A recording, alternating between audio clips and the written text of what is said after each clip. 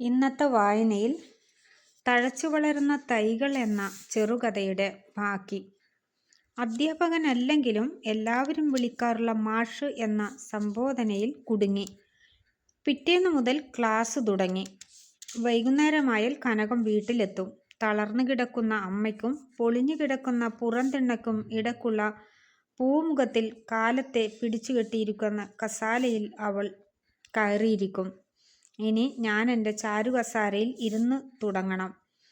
അങ്ങനെ ഇടയ്ക്കെപ്പോഴെങ്കിലും ഗൗതമന് വേണ്ടി നീക്കിവെക്കാറുള്ള എൻ്റെ സമയം കനകം തട്ടിയെടുത്തു. പുതിയ കവിതകളെക്കുറിച്ച് ചർച്ച നടത്തുമ്പോൾ കനകത്തിൻ്റെ കണ്ണുകൾ വിടരും. അവൾ കനലായി കത്തും. വിഷാദമയമായ വാക്കുകൾക്കിടയിൽ അർത്ഥത്തിൻ്റെ മുത്ത് പരതുമ്പോൾ പലപ്പോഴും ഞാൻ നിയന്ത്രിക്കാൻ പാടുപെട്ടു.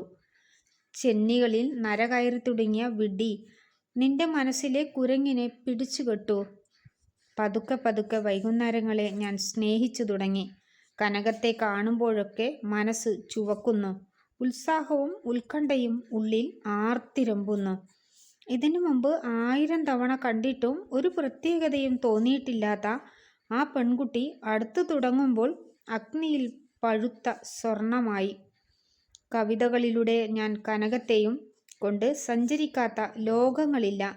വിദൂര പാശ്ചാത്യ ദേശങ്ങളിലെ രാജസദസ്സുകൾ, സുഗന്ധം മണക്കുന്ന പാതിരക്കാറ്റ് വീശുന്ന താഴ്വരകൾ, വൈരാഗ്യത്തിൻ്റെ രക്തക്കറ പുരണ്ട തെരുവീഥികൾ.